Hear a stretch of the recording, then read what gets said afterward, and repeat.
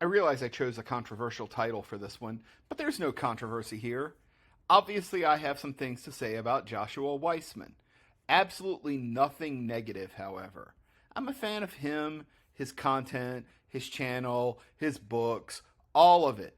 For those unfamiliar, Josh is a chef influencer. I'm not sure what his preferred terminology is. I just know this: Joshua Weissman is one badass chef. And that's all I'm here to talk about today. Because nobody cares what I think about some internet chef. While most of you may know me as a software engineer or whatever I am, my fallback plan always involved working in a fancy ass kitchen somewhere, cooking equally fancy ass food. I mean, is it really any wonder why Chefy is my main man? Regardless, my cousin Tony talked me out of thinking about restaurant work with lightning speed one day. I don't think he meant it as some kind of rueful warning, rather just things to be aware of were I to consider working in a restaurant.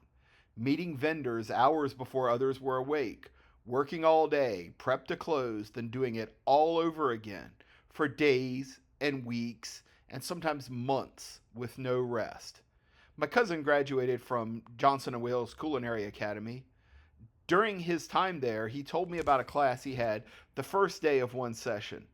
The teacher informed the class they were entering a field with a 90% business failure rate within the first year of operation. He told them about the money problems, the relationship problems, the substance abuse, all that things that come with being a successful chef. And honestly, that gave me a substantial moment of pause.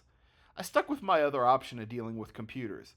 I'd already seen plenty of sleepless nights in that field. I wasn't ready to sign up for even more of that, but my love for cooking never left.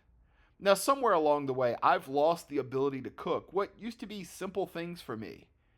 I watched Chef Kevin Gillespie make this thing he called bacon jam one time when he was on Top Chef. Everyone on the show raved about how amazing it was, so I made it. And if I do say so myself, my first attempt was simply superb. But it's always been hit or miss with me. For every bacon jam, there are dozens of, man, I really pooched the kick on that one. My most egregious blind spot is understanding how breading and crusts come together. Not like pie crusts or pizza crust, but like the crust on a piece of meat, or breading, or dipping stuff in batter. Honestly, anything involving the technique of coating one food with another food like that, and I am off my game. I think I lost a gear somewhere. Like, I'm no longer capable of editing or even figuring things out for myself when it comes to cooking. Only recently did I figure out why my once surefire summer squash recipe had been misfiring. If you watch as much chef content as I do, you know a lot of cooks offer various pieces of advice about seasoning, and proper seasoning is huge in cooking. My wife always felt like I was too heavy handed with the salt, and I more or less adjusted to that feedback. One thing that got by me, maybe until last week though, was less about the amount of seasoning and more about getting the timing right. I think I had a couple of things that happened. First, I stopped letting things cook before I salted them. I just started like, as soon as it hit the pan, boom, hit it with the salt. Salt draws out water from foods. Instead of seasoning my squash as soon as it began to sizzle the tiniest bit, I let it cook down and then I added an appropriate amount of salt. That little adjustment was big for me. Another thing that happened was I forgot how to adjust for mistakes, like salting 4 pounds of summer squash a bit early.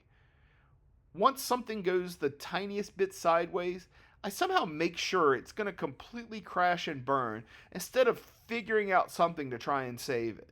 Which brings me to last night. I had this simple idea: Korean fried chicken wings. I want that super crispy Korean fried chicken experience, only without the deep frying of things. I had heart surgery. I'm trying to eat like a healthier boy now. Now, if the internet is good for one thing, it's misinformation. And weirdly, recipe sites are among the ones that lead the pack in crap information. Every site follows the same format. A whole bunch of backstory I could very easily skip. I respect and appreciate your cultures. I do. But you know, I just want my wangies. Then there is often the here are 6 unwanted and perhaps even unrelated variations on the recipe highlighted on this page. There might even be a primer on the kitchen equipment you will need to master this culinary challenge. And then there are the ingredients and the various alternatives to those ingredients, and then the recipe.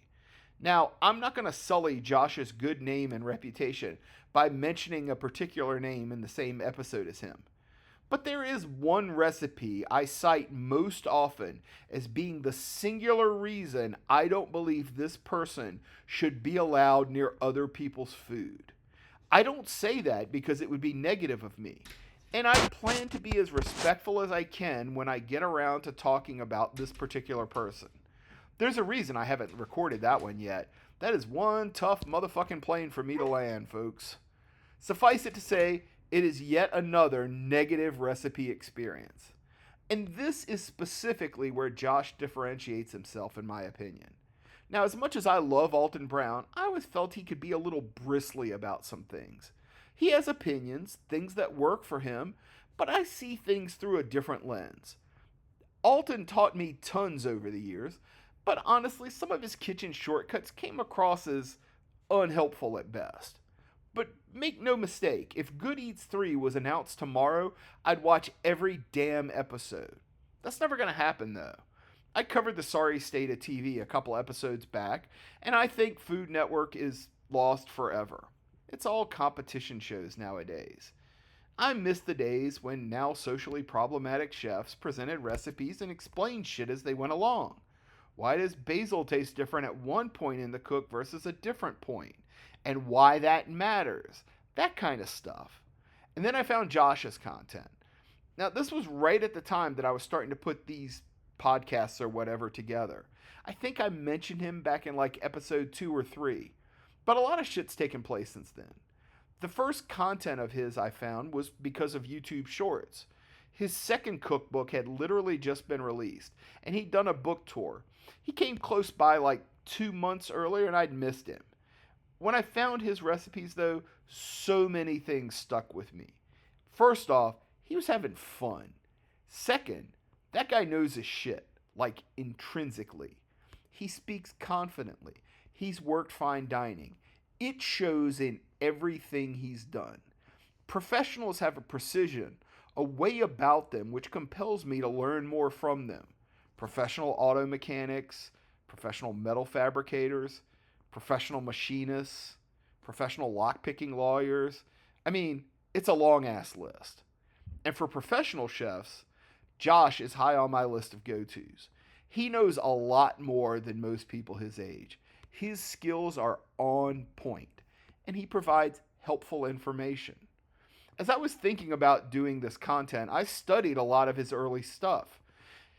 It was some experimentation in there through various production and presentation tricks he was trying. It took him a little bit before he got things dialed in. I remember going back and looking at the first video he ever posted. Man, he's a kid in that thing.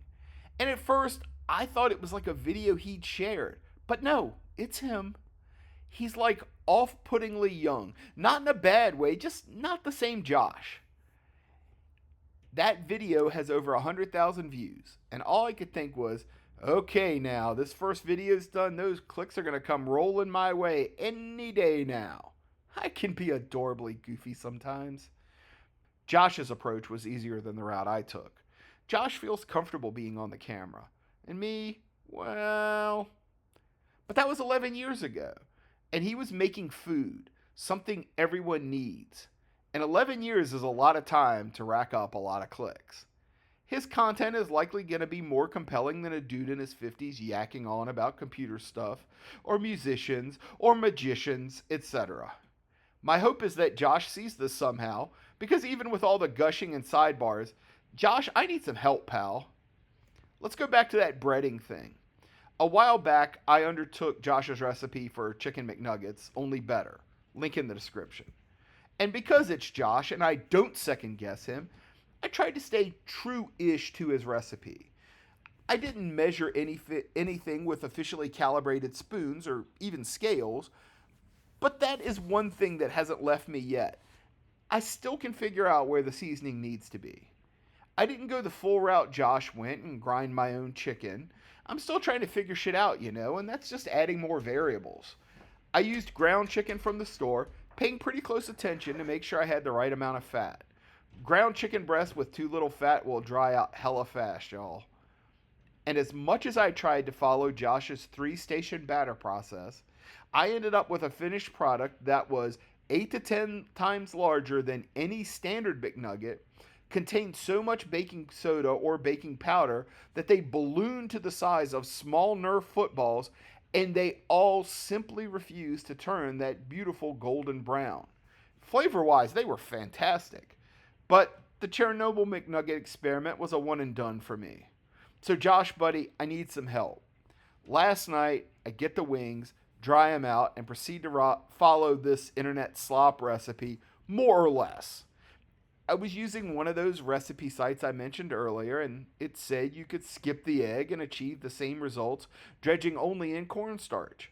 Never mind, I heard it when I said it just now, Josh. No, that's never gonna work, ever.